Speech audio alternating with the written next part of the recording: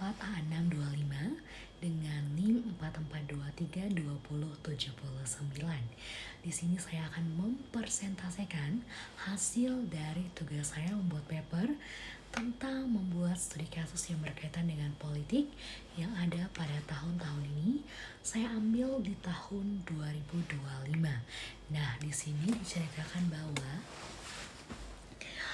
kita menganalisa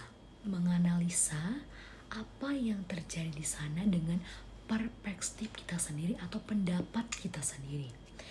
Saya mengambil dari studi kasus kebijakan efisiensi anggaran pemerintah Indonesia di tahun 2025 dengan saya sendiri, Amelia Tumager. Saya akan membacakan pendapat saya atau saya akan menjelaskan pendapat saya terkait dengan analisa komunikasi politik, dan saya akan sertakan juga dengan refleksi kritis dari pribadi saya. Untuk di data perspektif saya atau perspektif saya, strategi komunikasi politik pemerintah dalam kasus ini berjalan dalam 3 fase.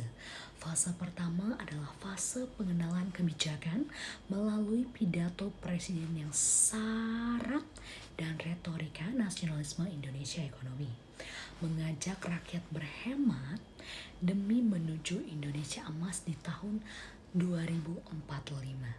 Bahasan yang digunakan sangat emosional sehingga kritik terhadap kebijakan ini mudah sekali untuk dicitrakan.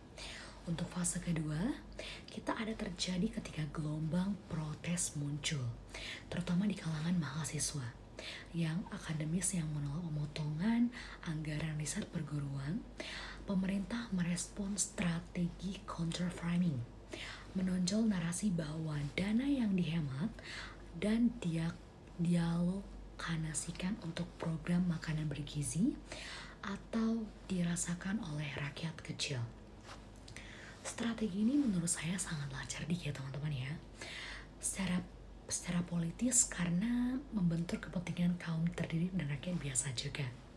Untuk fase ketiga, kita ada fase konsolidasi narasi.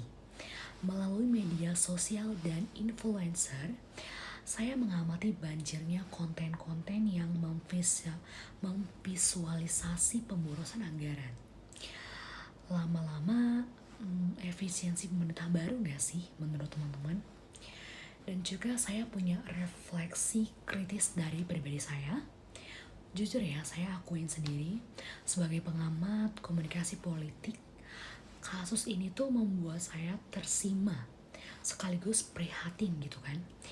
Terkesima karena betapa efektifnya mesin komunikasi pemerintah dalam mengelap perspektif publik, namun prihatin karena efisiensi tersebut justru berhasil menutup ruang diskusi substansional terhadap dampak kebijakan di lapangan.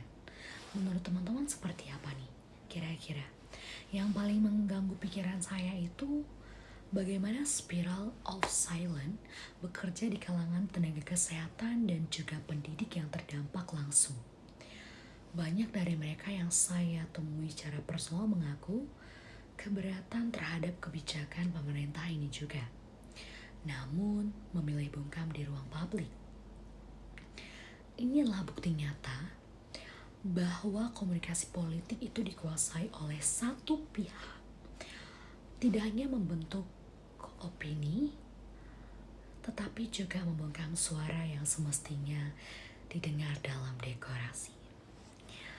Untuk kesimpulan yang saya dapat, kebijakan efisiensi anggaran di 2025 ini adalah studi kasus tentang bagaimana komunikasi politik modern bekerja di Indonesia melalui 3 teori yang saya gunakan: agenda setting, framing, spiral, dan of silence.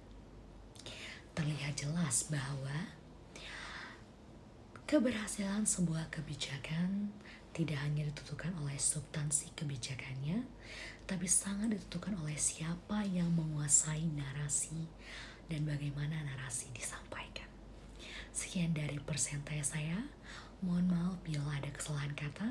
Saya ucapkan terima kasih dan sampai jumpa.